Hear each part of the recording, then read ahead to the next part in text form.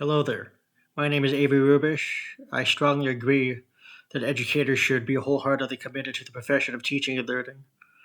They can show this by setting up and supporting realistic expectations for the success of their students by being a model of integrity through their words and actions and exercising sound judgment and behavior. There's an old saying, it takes a village to raise a child. Whether or not everyone believes that to be true, it cannot be understated the effects that a community has on the welfare of both students and staff in an educational setting and out and out. But being able to leave school for the day and have the support of the people around you helps the success rate of everyone around them grow. Not everyone has the same drive or motivators as someone else, so teachers need to be able and open to meeting their students where they are at and to help them build up a curiosity and engage in active learning. I believe that students' interests and talents should be given their time and respect. Not everyone learns the same way. And the definition of insanity is doing something the same way, expecting a different result. So if there's a way to incorporate students' talents and ideas into a lesson plan, something such as instead of writing prompts, giving them an opportunity to draw a picture or create something that would help them otherwise be able to look at and understand a topic better. Those things should be encouraged to flower and grow. Otherwise, we're not being fair in our assessments of all of our students. Just because someone may no longer be on the student side of the classroom doesn't mean their time as a learner is over. Everyone continues to learn something new every day and all the time.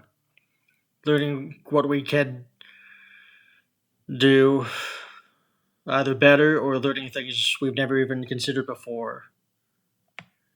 With this in mind, a disposition I need to work on and improve and before entering a classroom for my first year of teaching is embracing cultural diversity.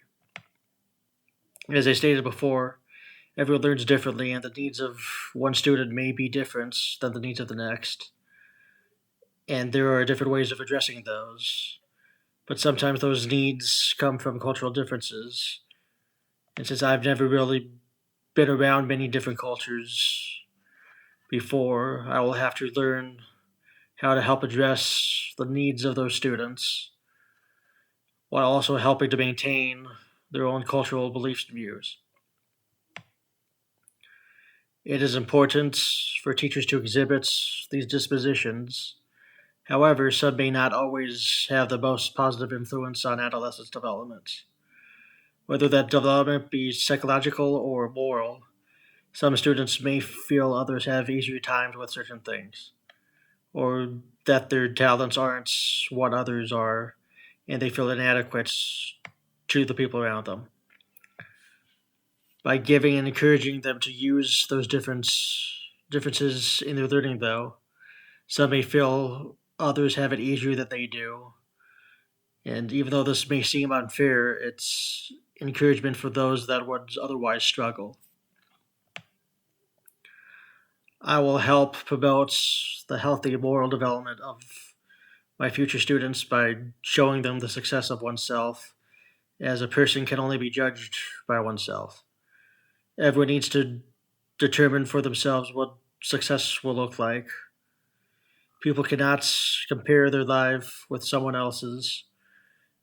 Everyone else will have easier times grasping certain things than others.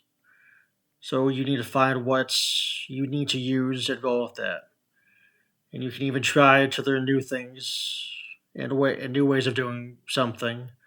But you can always know that you can fall back on what works easiest for you and see how it mixes with something new. Thank you.